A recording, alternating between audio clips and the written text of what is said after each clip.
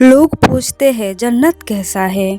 मैंने अपनी माँ को खानाए काबा के सामने मुस्कुराते देखे तो मुझे समझ आया जन्नत कैसा है। अस्सलाम वालेकुम व्यूअर्स। अल्हम्दुलिल्लाह 20 डेज का वो सुकून भरा सफ़र मुकम्मल हुआ।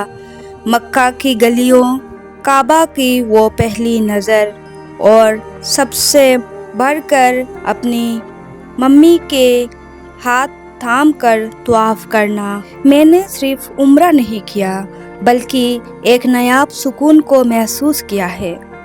हर दुआ में एक उम्मीद थी, हर इबादत में एक मज़ा।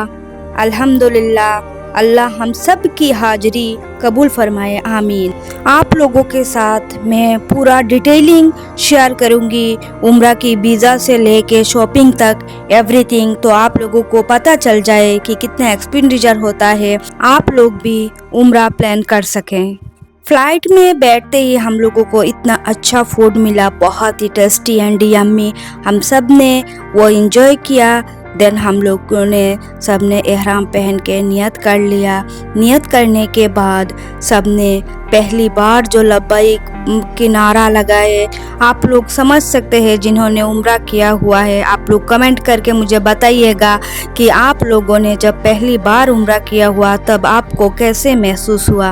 वो बात मैं लफ्ज़ों में बयान नहीं कर सकती हूँ। वो सुकून, वो महसूस, वो अलग ही दुनिया है। आप लोगों की दुआओं की वजह से, मेरी मम्मी और मेरी अब्बा की दुआओं की वजह से, मेरी बुजुर्गानों की दुआओं की वजह से आज मैं खानाए काबा के सामने हाजिर हुई हूँ। मेरे सामने बहुत सारा सवालात, बहुत सारा क्वेश्चन आया हुआ था। बहुत से लोग पूछते हैं कि क्या एक बेटी बिना मर्द के अपनी मम्मी को लेके जा सकती है क्या उम्रे पे या फिर हज पे। मैं कहती हूँ अल्लाह ने रास्ता खोल दिया है। अगर आपकी इरादा नेक हो और आप अपनी मम्मी की खिदमत करना चाहती हैं तो डर की कोई बात नहीं। मैंने खुद को और अपनी मम्मी को मक्का में बहुत ही महफूज महसूस किया है। बेटियां अब सिर्फ बोझ नहीं, वो अपनी माँ का महरूम बनकर उनकी ख्वाब पूरा कर सकती है।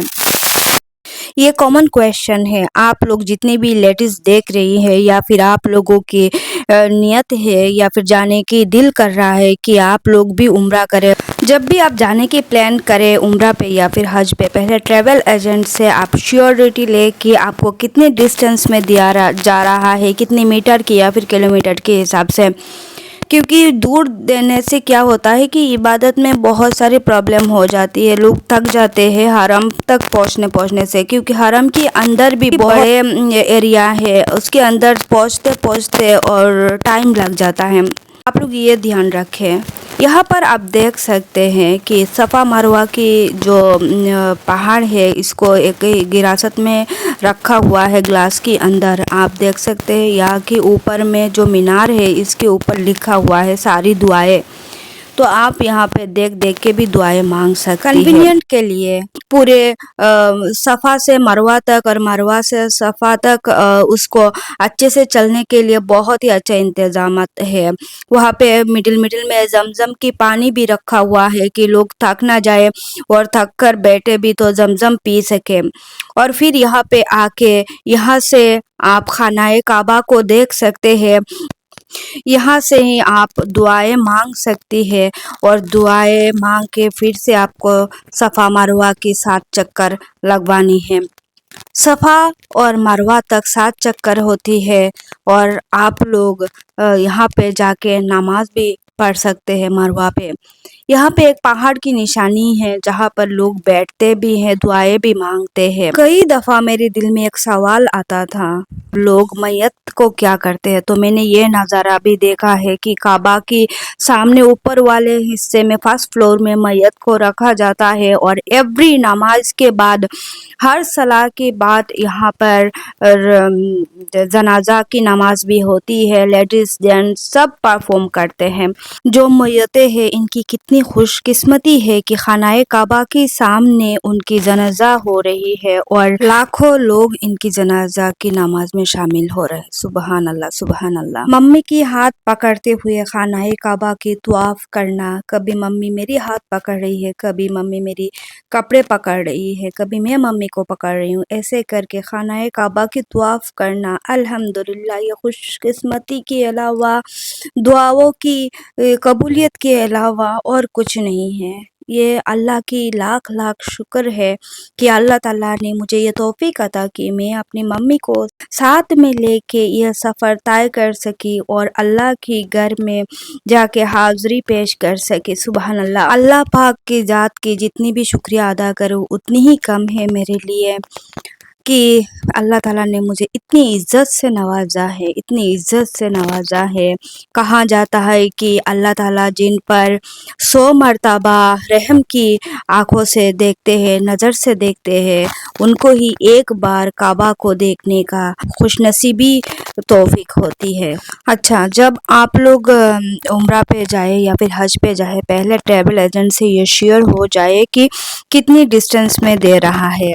अगर आपकी होटल हरम से बहुत दूर होती है या फिर ये लोग कभी-कभी एजेंट क्या करते हैं कि बोलते हैं आप 200 मीटर, 500 मीटर या फिर 700 मीटर के अंदर ही आपको दे रहे हैं, बट हरम की एरिया ही होती है 200 मीटर, 300 मीटर के अंदर, तो आपको बहुत दूर दे देते हैं और इससे प्रॉब्लम बहुत ज़्यादा होती है। और वहाँ जाके तो हम लोग ऐसे कोई कन्वर्सेशन ही नहीं करते, हम कंप्रोमाइज़ कर लेते हैं। तो आप लोग पहले से कंफर्म हो जाए और ट्रैवल एजेंट से ये श्योर हो कि आपको कितनी दूर दिया जा रहा है। मक्का में फिर भी पास दे देते हैं, बट मदीना में बहुत ही प्रॉब्लमेटिक होती है। हम लोगों के साथ भी हुआ है ये इशू। खानाए काबा पर जब पहली नज़र पड़ा था तो आपने क्या दुआ मांगा था या फिर आप क्या दुआ मांगने वाले हैं वो रेडी करके रखिए, क्योंकि उस टाइम आपको टाइम ही नहीं मिलता कि आप दुआ मांगे। मदीना वाले जो वीडियो है वो मैं नेक्स्ट एपिसोड में आप लोगों के साथ शेयर करूंगी, नहीं तो ये बहुत लॉन्ग वीडियो हो जाएगी। ये मैं ओनली मक्का, आयशा मस्जिद और जितनी भी मक्का की ज़ियारतें हैं ये सारे मैं आप लोगों के साथ शेयर कर रही हूँ और मेरी बजट, मेरी शॉपिंग ये सब शेयर कर रही हूँ।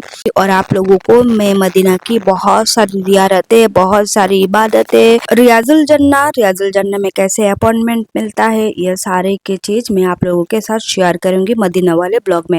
अच्छा, आयशा मस्जिद में जाके आप फिर से उम्रा का नियत कर सकते हैं और यहाँ पर 2 रकात नमाज पढ़ के आप उम्रा का नियत करके फिर आप उम्रे पे जा सकते हैं।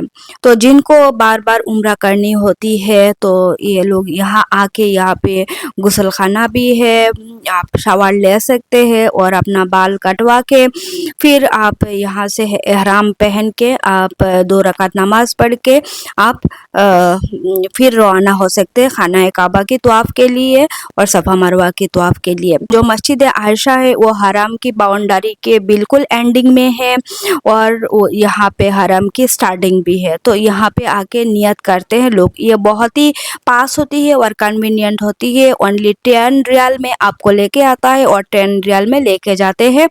ये गाड़ी आपको व्हीकल वहाँ पर ही मिल जाता है जो कार से। यहाँ पे देख सकते हैं ये बहुत सारे स्विंग लगा हुआ है आयशा मस्जिद के अंदर, तो मैंने अपनी मम्मी को बोली कि हर जगह की मज़ा लेना चाहिए। हरम के अंदर ये आपको म्यूज़ियम देखने को मिलेगा जहाँ पर गिलाफ बनती है और इस यहाँ पर गिलाफ पे जो खुशबू यूज़ होती है ये सब यहाँ पर लगा हुआ है, तो आप ये भी एक्सप्लोर कर सकते हैं। और आपकी उम्रा की पैकेज के साथ साथ सारी ज़ियारतें भी इंक्लूड होंगी, तो सारे ग्रुप को एक ही बस में लेके जाएंगे और सारी जगह पर ज़ियारतें एक ही दिन में करवाएंगे।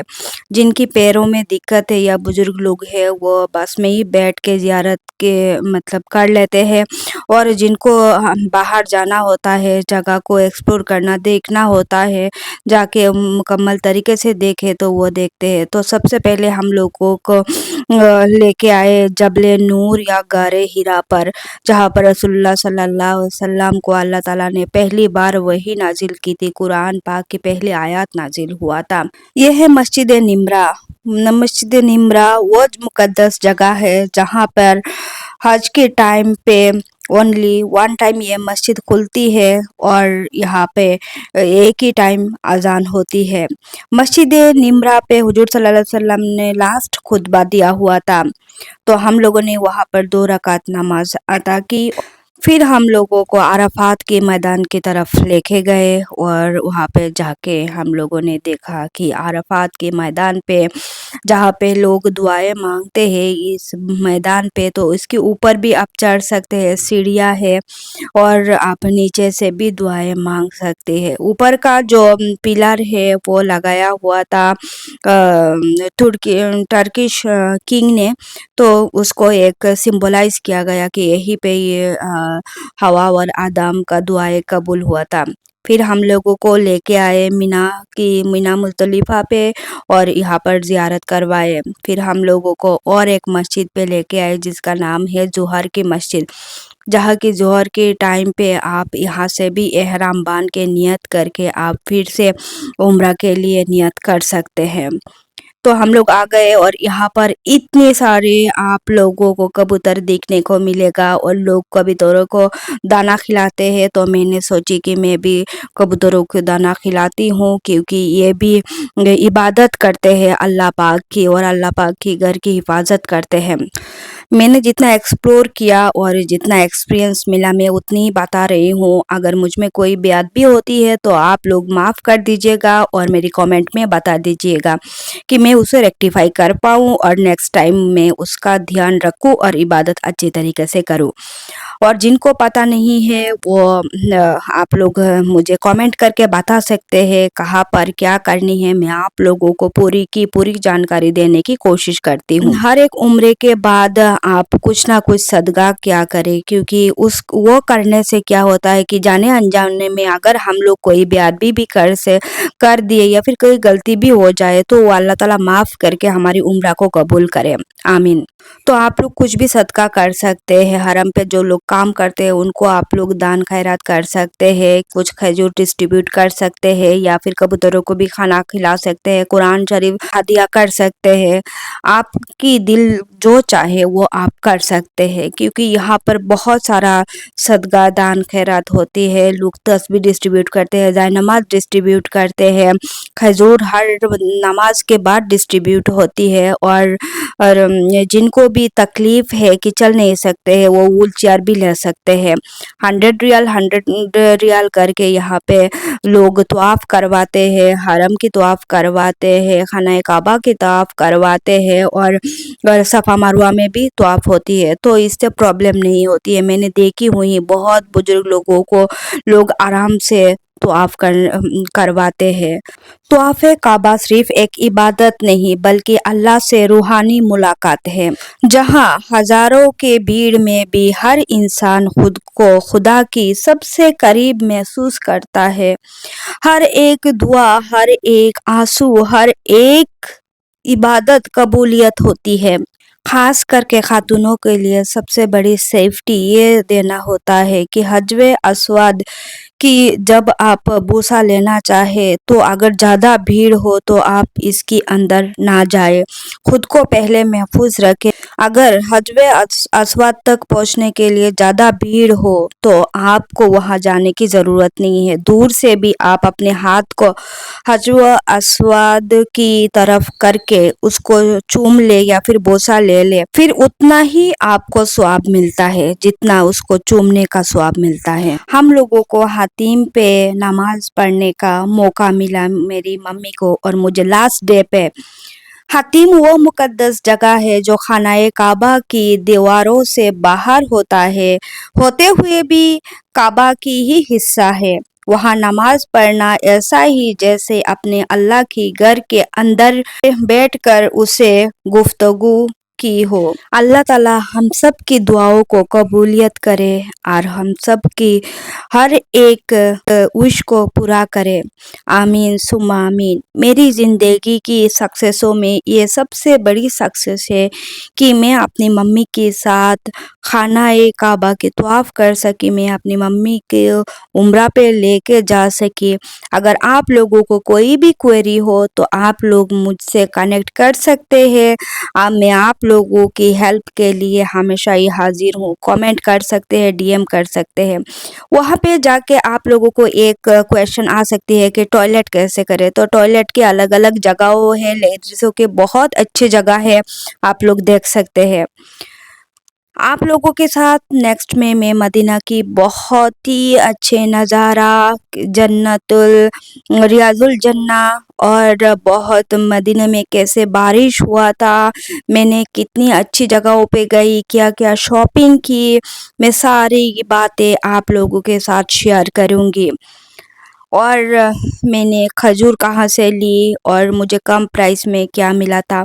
मक्के में आप लोग रश मत कीजिए शॉपिंग करने के लिए, क्योंकि मक्के में एक काकी मार्केट बोल के है, जहाँ पर जाके आप लोग कम प्राइस में बहुत सारा शॉपिंग कर सकते हैं। काकिया मार्केट जिसको बोलते हैं। तो मैं उस जगह पे गई हुई थी, इसलिए मैं आपको बता रही हूँ कि आप लोग मक्का में अगर शॉपिंग करनी है तो काकिया मार्केट जाके शॉपिंग कर सकती है। और मदीना में से करनी है तो मदीना में भी बहुत कम प्राइस में बहुत अच्छी-अच्छी चीज़ें मिल जाती है।